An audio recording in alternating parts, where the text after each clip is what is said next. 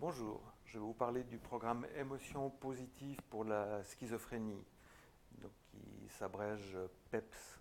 C'est un programme qui a été développé par Alexandra Guyenne et moi-même. Alexandra est pédagogue et moi je suis un clinicien. Donc les symptômes négatifs ont un fort impact sur l'altération du fonctionnement personnel, social et professionnel. Ils altèrent la qualité de vie.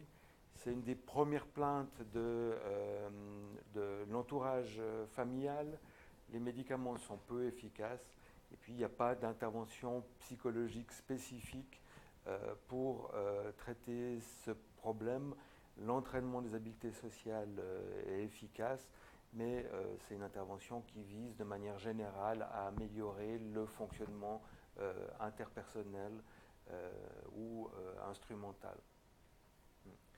Les symptômes négatifs sont divisés en symptômes négatifs primaires qui sont directement liés à la maladie, qui sont stables et plus difficilement traitables. Et puis il y a des symptômes négatifs secondaires, comme ceux qui sont secondaires aux symptômes positifs. Une personne qui a des idées de persécution aura tendance à se replier socialement. Quelqu'un qui est déprimé aura tendance à éprouver moins de plaisir. Euh, les neuroleptiques peuvent conduire à des effets secondaires comme l'akinésie, donc une réduction des mouvements spontanés. La déprivation sociale ou les abus de substances peuvent conduire à des symptômes négatifs.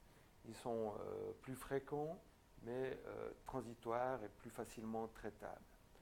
Et puis ces dernières années, on a séparé les symptômes négatifs primaires en un syndrome d'expression diminuée. Donc c'est les personnes qui parlent moins, qui ont une réduction de leur expression non verbale ou paraverbale. Et puis un syndrome d'expérience diminuée qui comprend cette difficulté d'éprouver du plaisir, d'avoir de l'intérêt pour l'environnement, d'être actif et le fait d'être replié socialement. Ce syndrome d'expérience diminuée est considéré comme un syndrome qui a un moins bon pronostic que le syndrome d'expérience diminuée. C'est une des raisons pour lesquelles on l'a choisi comme cible d'intervention. Donc l'anédonie, c'est une réduction de la capacité d'éprouver du plaisir ou du désir de s'engager dans des activités qui peut à son tour conduire à une réduction de l'intérêt et des comportements dirigés vers un but, ce qui est l'apathie. Hein. Et puis dans PEPS, on va spécifiquement entraîner les stratégies pour améliorer la régulation des émotions positives, qui peuvent être déficitaires dans la schizophrénie. Donc on va apprendre aux participants à savourer les moments agréables, à exprimer les émotions positives, à anticiper le plaisir et partager les émotions positives avec les autres. PEPS travaille aussi sur l'apathie, donc cette réduction de la volonté ou de l'intérêt qui se manifeste par une réduction des comportements dirigés vers un but, qui peut conduire à de nombreux échecs et souvent associé à des pensées défaitistes. Donc PEPS va également entraîner à développer des attentes favorables et modifier les croyances défaitistes. PEPS est actuellement composé de 8 séances, une séance introductive, 6 séances qui visent à entraîner les capacités spécifiques de régulation des émotions positives. Chaque séance va utiliser aussi des exercices de relaxation pour rendre les patients disponibles et des exercices pour modifier les croyances défaitistes. La 8e séance est une séance de révision qui est animée par les participants au programme. Au niveau pédagogique, le programme est construit sur le modèle de l'apprentissage expérientiel de Kolb, qui dit que les adultes apprennent à travers 4 activités d'apprentissage.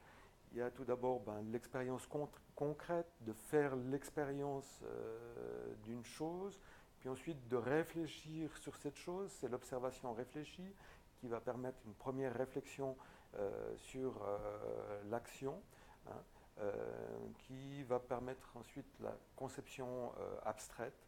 Et une fois qu'on a une conception, on peut construire des expérimentations et faire des essais dans la vie de tous les jours.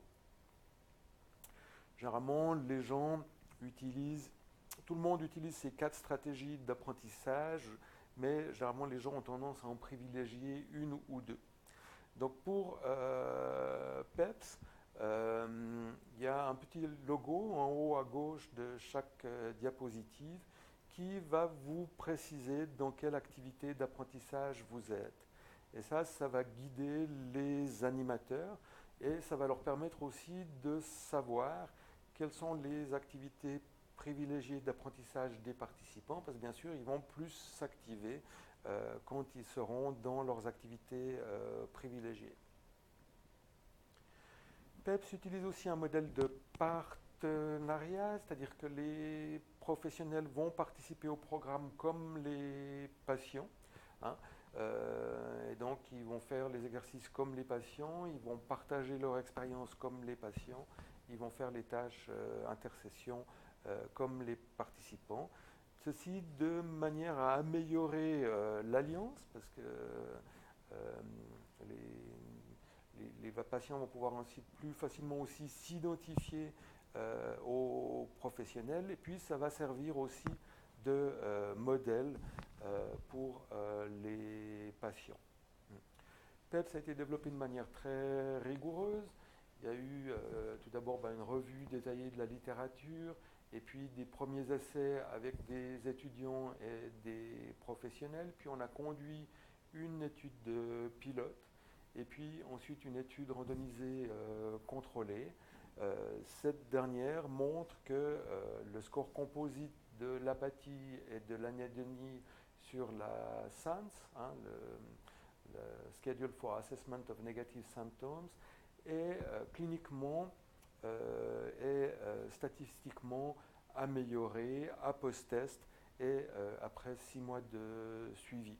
Le groupe contrôle, qui a suivi le traitement habituel seulement, lui, n'est pas amélioré. Donc on peut dire que PEPS est efficace pour améliorer le plaisir et la motivation dans la schizophrénie. Il est surtout efficace sur l'anédonie, c'est ce qu'on a vu dans les analyses secondaires. Des réplications toutefois sont nécessaires dans d'autres contextes. Donc il s'agit d'un programme groupal, facile à utiliser et téléchargeable gratuitement sur www.serétablir.net/PEPS. Je vous remercie de votre attention.